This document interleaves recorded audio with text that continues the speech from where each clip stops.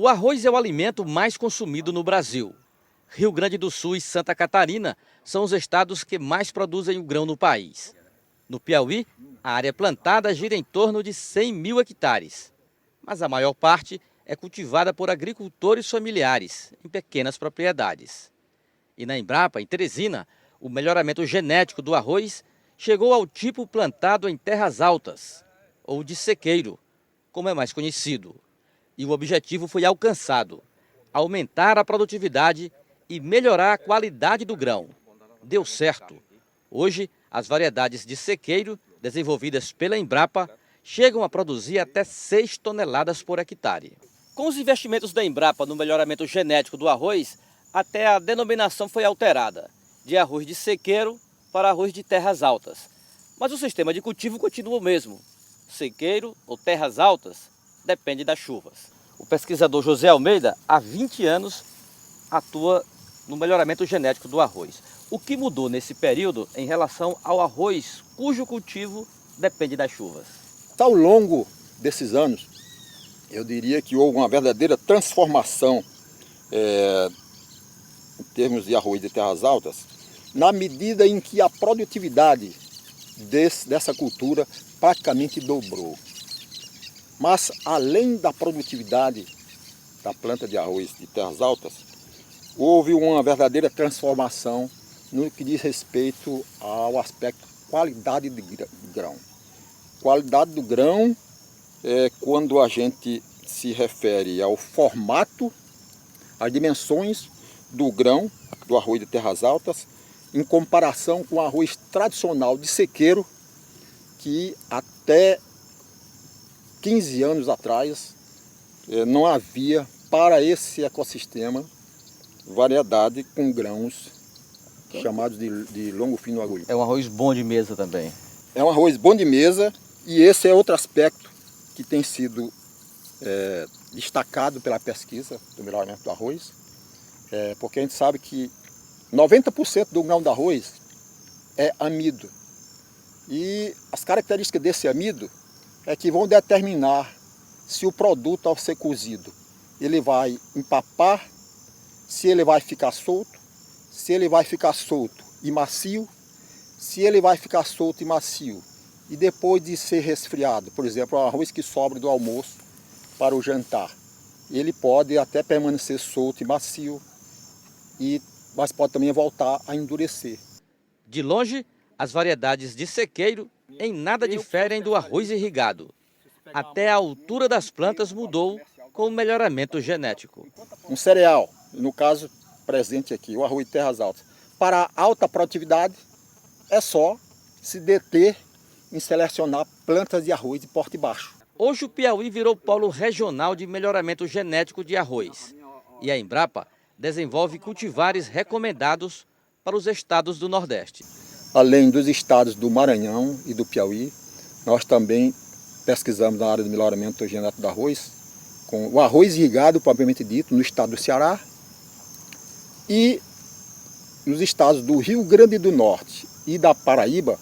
Nós desenvolvemos um trabalho que consideramos um trabalho muito especial, que diz respeito ao resgate de uma cultura que até hoje é a mais plantada naqueles dois estados, que é o arroz vermelho cultivado. Esse é um trabalho que nós resgatamos, estamos há aproximadamente uns 20 anos trabalhando com esse tipo de arroz e que neste ano presente, de 2015, nós estamos tendo a felicidade de estar liberando para o mercado nordestino as 2 primeiras variedades de arroz vermelho, fruto desse nosso trabalho.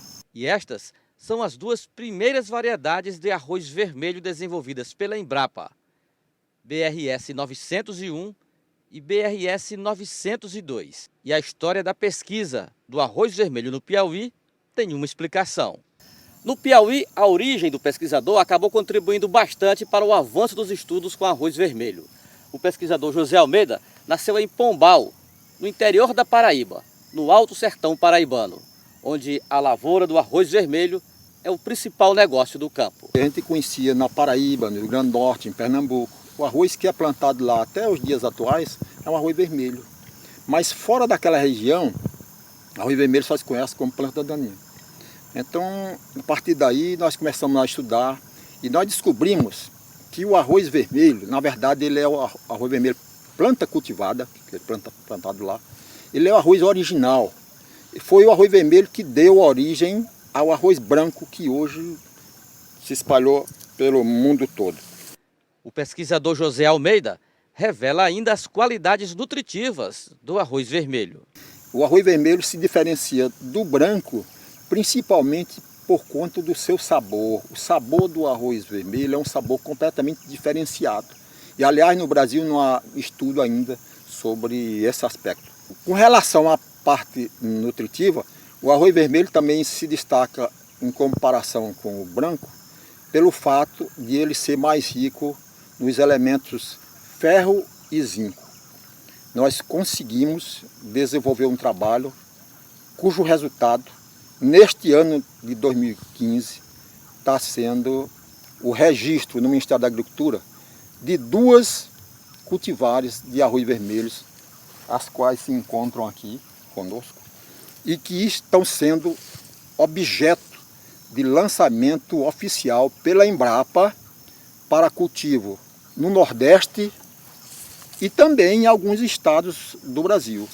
Ela foi testada no estado de São Paulo e no Rio de Janeiro. Aqui é o exemplo do arroz vermelho acondicionado, com valor agregado. Que produtos, que apresentações são essas?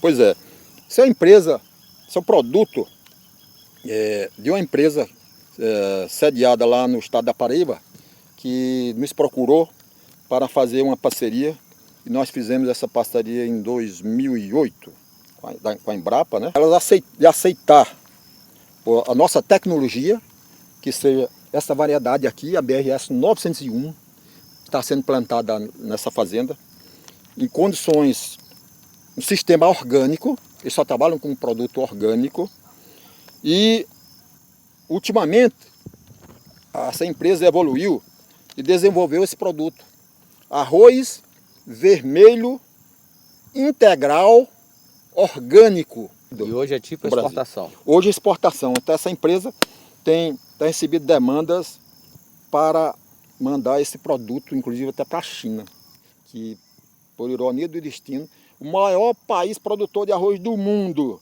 hoje quer importar do Brasil, do Nordeste, particularmente da Paraíba, o produto arroz vermelho, que era ignorado pela população e a sociedade de um modo geral.